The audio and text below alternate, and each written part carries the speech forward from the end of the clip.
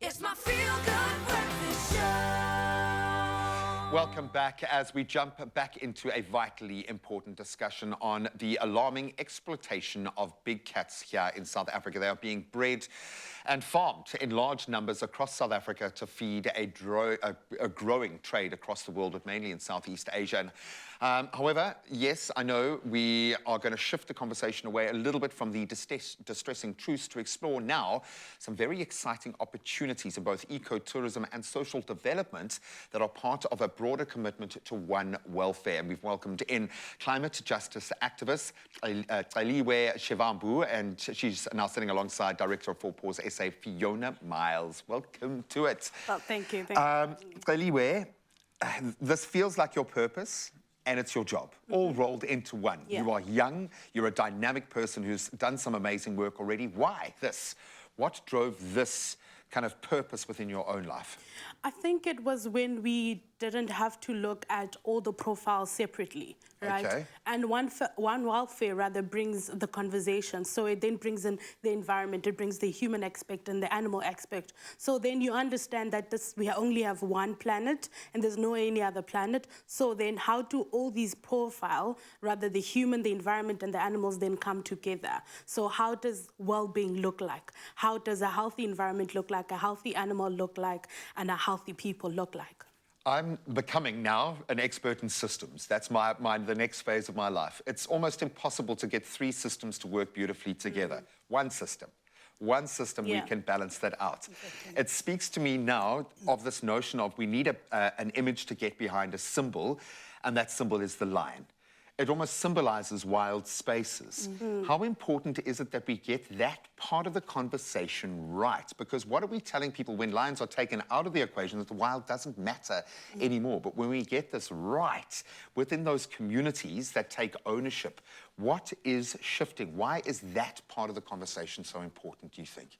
I think it's incredibly important to give and elevate the lion to where it rightfully belongs as an apex predator within an environment and an ecosystem that is then supported by and benefited also. I mean, people benefit from the ecotourism, they benefit from a healthy relationship with the environment, and obviously once people start benefiting from that, their own communities are uplifted. And I think that it's really important that we don't see the lion as a commodity, because we've commodified this animal to the point where its status in nature is only also commodified.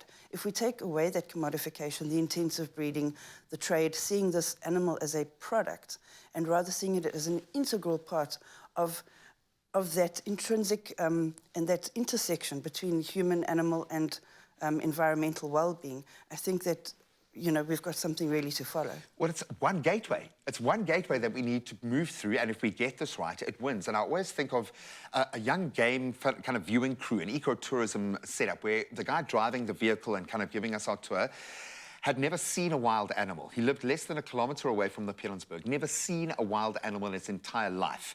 2 years later, running one of the most successful ecotourism concerns in that park, one of the best guides I've ever had. Amazing, because he had ownership of that space. Because of this link between these ecosystems that we as humans plug into and that biodiversity that is essential for us, what happens within the communities when we get this right? It's the interconnectedness. So people then start believing that it is also their responsibility to take care of the environment, right? So they start understanding the benefits that come of taking care of their water, taking care of their trees, taking care of their animals as well. So the sense of responsibility and that sense of pride that most South Africans have on the lions as well, they then start developing that for themselves. So they then take it upon themselves to protect the environment, to protect the humans and also the animals.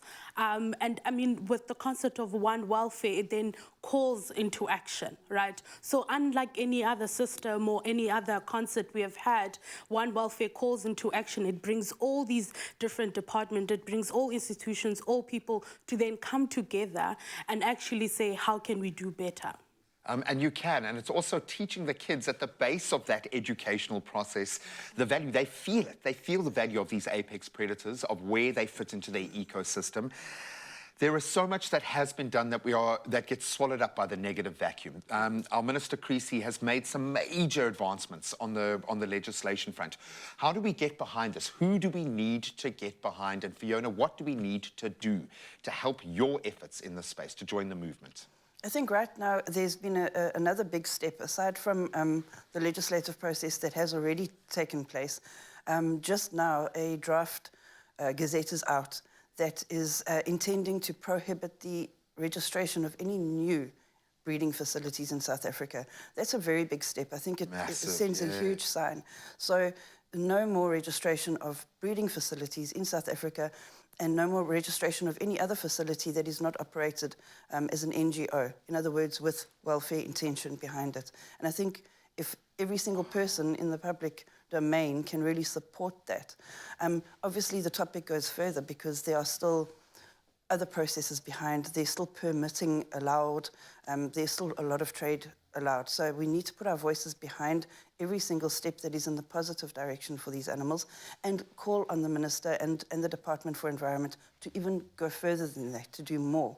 So to stop the breeding, put some sort of a moratorium in place down the line, stop the permitting of the export of sales of live animals and this kind of thing. So that's... And it's starting to happen. It just needs our voice behind it and our action behind it, and for people to connect the dots. Now, just imagine we had a bastion, just some kind of totem, something to rally behind.